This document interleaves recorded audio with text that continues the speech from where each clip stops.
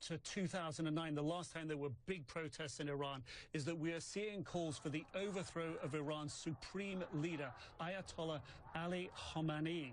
This is something that the regime is going to take a very, very dim view of.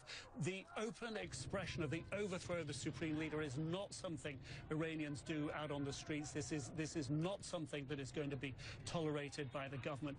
What we have seen is people pulling down the posters of the supreme leader, people chanting for his overthrow. We've also seen videos emerging that appear to show people who may have been injured at some of these protests.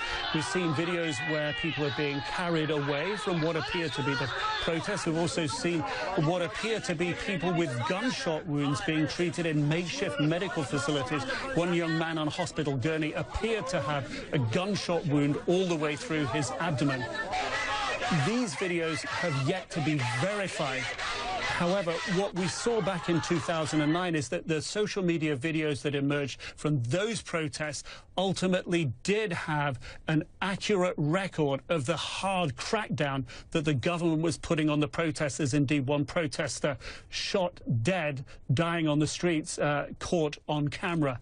What we are hearing as well from Iran this time is pushback from leaders there, political leaders. We've heard the deputy governor of Tehran say that people are going out and protesting on the streets without realizing that there's a hidden hand behind this.